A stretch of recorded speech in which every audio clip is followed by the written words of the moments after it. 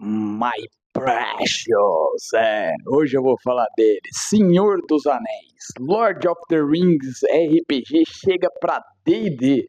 Espera um pouquinho, mas Lord of the Rings não é um sistema, inclusive da Free League? Exatamente, ele é, mas numa parceria aí D&D e Free League, ele está chegando compatível com o D&D, mas trazendo todas as regras que torna esse RPG do Senhor dos Anéis único. Então hoje a gente vai ver o quanto é perigoso sair numa aventura por aí porta fora, como o Bilbo Bolseiro já comprovou. Chegou agora, rola a iniciativa então.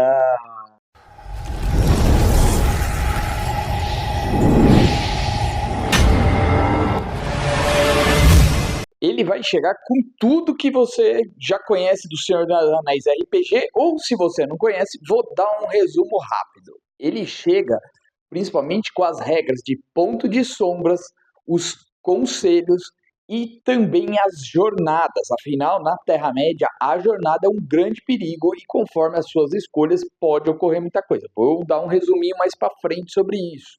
Além disso, ele traz 22 estatísticas de monstros do Senhor dos Anéis, todo o cenário de Eriador, que é da terceira era do Senhor dos Anéis. Além disso, vem com 6 chamados, que são as classes do RPG, igualzinho do D&D, que tem guerreiro e tal. No Senhor dos Anéis são outras opções que a gente tem. Temos ainda 6 culturas heróicas, que é uma mistura de raças com background, tá? Então ele possui um pouco diferente do que a gente está acostumado no D&D, que a gente escolhe a nossa origem, nossa raça. No caso, por exemplo, um humano fazendeiro no D&D tradicional, aqui é um pouquinho diferente. Temos ainda 6 recompensas, que é também diferente, é uma melhora na arma que é possível ser feita, tá bom? E 47 virtudes, que são os talentos do D&D.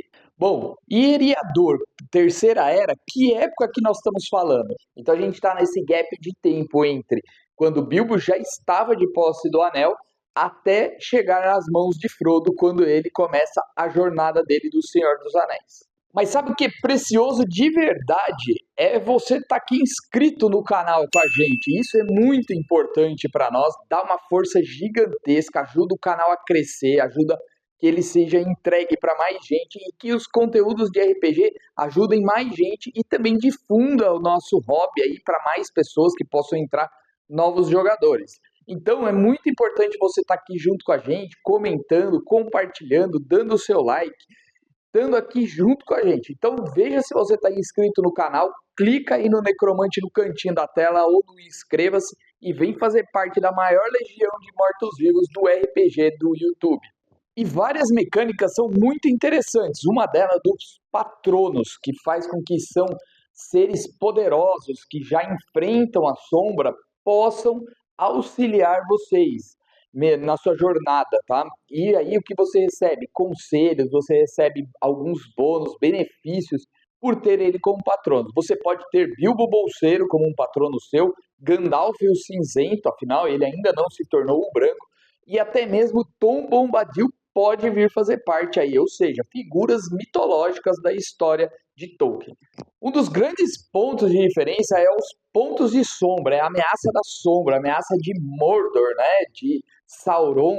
Por mais que você não esteja enfrentando Sauron diretamente, afinal, ele, teoricamente, dependendo da época, pode estar até meio adormecido ou ainda com pouquíssimo poder, então com isso ele não tem talvez uma ação direta nas suas aventuras, mas você vai encontrar muitos seguidores dele, e a sombra é sempre um risco na sua mente e na sua alma de perigo de você ser dominado por ela e levado para o lado negro do Senhor dos Anéis, por assim dizer. Para você sair para as aventuras em Senhor dos Anéis, pode ocorrer de você ter aquela faísca que dá vontade de você se aventurar, ou você pode ser chamado por uma grande missão, como é o caso de alguns personagens. Por exemplo, o Frodo acabou sendo chamado devido a ter o anel ali em posse dele e precisarem se livrar. Já o Bilbo acabou tendo a faísca acesa pelos anões aí para ele partir por uma aventura, uma coisa que já existia dentro dele. E aí existem os chamados para a aventura, que são as classes de Senhor dos Anéis. Então a gente tem o capitão, que é aquele que lidera a equipe através do seu carisma. O campeão, que é um guerreiro vigoroso e mestre das armas. O mensageiro que leva a mensagem rápido e tem um carisma para negociar, muitas vezes, negociações com líderes, reis, guardas e assim por diante. Estudiosos que possuem tanto conhecimento que até mesmo parece magia. O caçador de tesouros, que é um ladrão ágil, rápido, esperto, né? E o guardião, que é um sentinela errante que protege o mundo das sombras. Mas me diz aí nos comentários da Sociedade do Anel, qual é o chamado de cada um? Põe aí nos comentários, quero ver se você sabe. Culturas heróicas, como eu expliquei antes, envolve tanto a raça quanto da onde vem. Um exemplo bem fácil, por exemplo, os hobbits do condado. Então, normalmente é um conjunto, né? Além de você ter a sua raça, você ainda tem uma localização no cenário que faz com que isso dê características para vocês. Por exemplo, os Homens de Bree, os Guardiões do Norte e assim por diante. Então é bem diferente do que a gente está acostumado, que normalmente a gente escolhe uma raça e normalmente um background para nosso personagem. Ali não, você já tem meio que uma história montada, da onde você veio e tudo mais, mas depois você desenvolve isso pelo menos. E as regras que eles trouxeram para a D&D que veio do Lord of the Rings RPG? Primeiro delas é a jornada. Temos aí a jornada como um ponto muito perigoso quando você está jogando Senhor dos Anéis, ou mesmo quando a gente vê a viagem aí da Sociedade do Anel, por exemplo, no filme ou nos livros. Você precisa saber o caminho, escolher o caminho certo. Você não pode escalar altas montanhas sem saber quais passagens você pode utilizar, ou evitar, por exemplo, rios que tenham correnteza muito forte e não possuem pontes. Ele não é tão mágico quanto o cenário de D&D tradicional. Então, com isso, a magia é muito mais limitada. Veja que um mago tão poderoso quanto o Gandalf não sai usando tantas magias quanto um mago poderoso em D&D. Então, ele não usa voo, ele não usa teletransporte, ele não usa bola de fogo. Ele tem limitado os poderes e, assim mesmo, ele depende, talvez, de alguma coisa. Ainda podendo sofrer, talvez, influências para usar essa magia.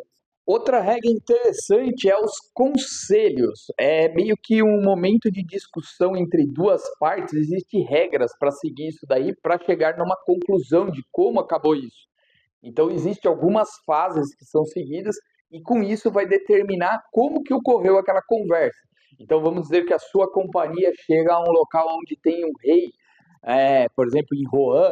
Você vai precisar negociar a sua entrada ou negociar alguma coisa, e aí existe esse conselho onde é determinado o que ocorre. Isso aí se estende, tá? Desde formar aliados, quanto surgir inimizades aí que possam atrapalhar as suas aventuras. Então a parte social também é muito importante dentro do jogo.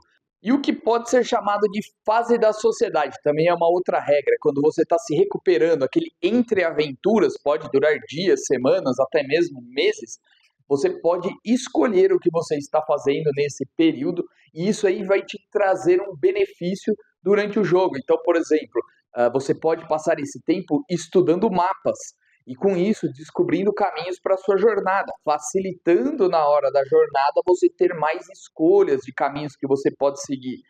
Então veja que a gente tem sempre o Gandalf oferece duas opções. Eles podem ir pela trilha na montanha, que sobe a montanha, ou podem ir por baixo da terra pelos túneis dos anões, né?